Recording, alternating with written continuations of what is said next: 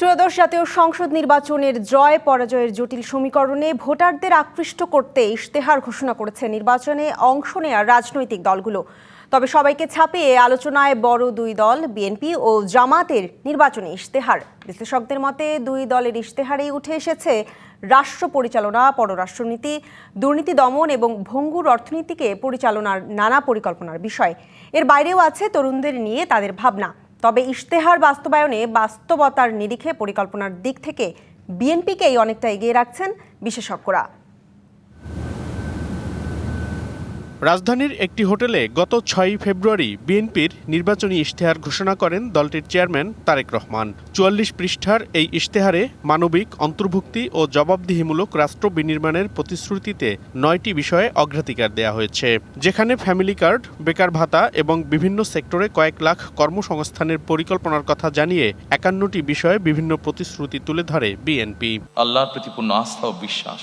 ইশতেহারে BNP সবচেয়ে বেশি গুরুত্ব দিয়েছে দুর্নীতি দমন ও সুশাসন নিশ্চিতের ওপর, যা ইশতেহার ঘোষণাতেই গুরুত্ব সহকারে তুলে ধরেন দলটির চেয়ারম্যান নিজেই। সর্বস্তরে আইনের শাসন প্রতিষ্ঠিত করাই একমাত্র এই দেশ এবং জাতিকে রক্ষা করতে পারে। গত ৪ ফেব্রুয়ারি নির্বাচনী ইশতেহার ঘোষণা করে জামায়াত, যেখানে রাষ্ট্র পরিচালনা, পররাষ্ট্র নীতি সহ ২৬টি বিষয়ে অগ্রাধিকার দিয়ে ৪১ দফা প্রতিশ্রুতি তুলে ধরে দলটি।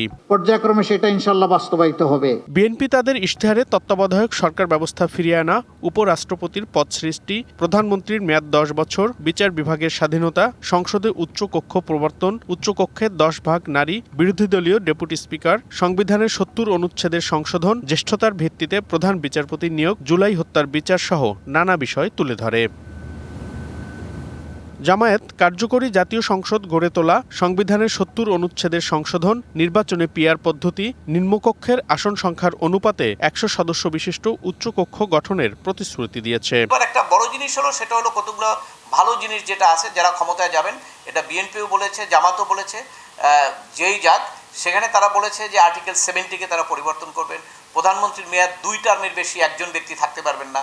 ডেপুটি স্পিকার হবেন আপনার বিরোধী দল থেকে।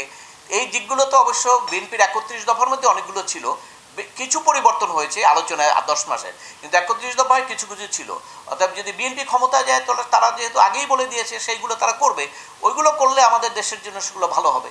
ইশতেহারে দেশের সার্বভৌমত্ব ও দেশের মানুষের স্বার্থকে অগ্রাধিকার দিয়ে প্রতিবেশী সব দেশের সাথে সুসম্পর্কের ওপর জোর দিয়েছে বিএনপি, যা বাস্তবায়নে পররাষ্ট্র মন্ত্রণালয়কে ঢেলে সাজানোর কথাও বলছে দলটি।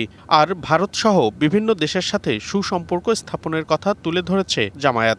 বেঙ্গল, ইন্ডো প্যাসিফিক স্ট্র্যাটেজি, এগুলোর সাথে আমরা কিভাবে কাজ করব সেটা নিয়েও কিন্তু একটুখানি ইঙ্গিত দেওয়া হয়েছে।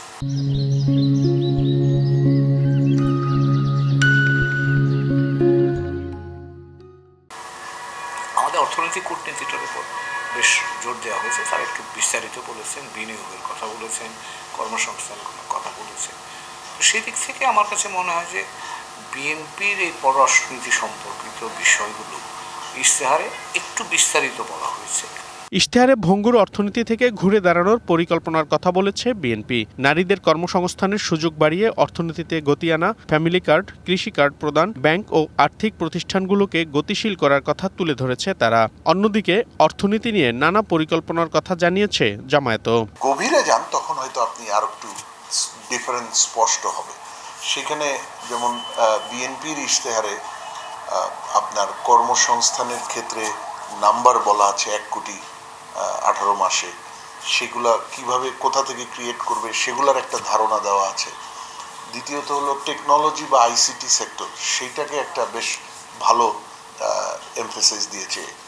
তৃতীয় আমি বলবো যে আমাদের এক্সপোর্টের সক্ষমতা বাড়ানো, সেটার কথা বলা আছে, ট্রেড রিফর্ম। বিশেষজ্ঞরা বলছেন ইশতেহারে শুধু আশ্বাস দিলেই চলবে না, বাস্তবতার নিরিখে তা বাস্তবায়ন করার অভিজ্ঞতা বেশি জরুরি। প্রতিবেশীরা, আমাদের প্রতিদ্বন্দ্বীরা কি কাজ করছে, কিভাবে তারা করছে, এগুলি একটু পর্যালোচনা, গবেষণা, অভিজ্ঞতাও কাজে লাগানোর প্রয়োজন আছে বলে আমি মনে করছি।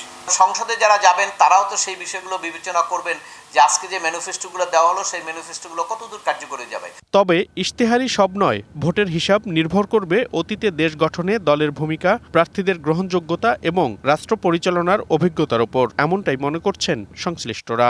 আমাদের অন্যতম প্রধান লক্ষ্য থাকবে যে কোনো মূল্যে সুশাসন নিশ্চিত করা। মনিরুল সোহাগ, ডিবিসি নিউজ, ঢাকা।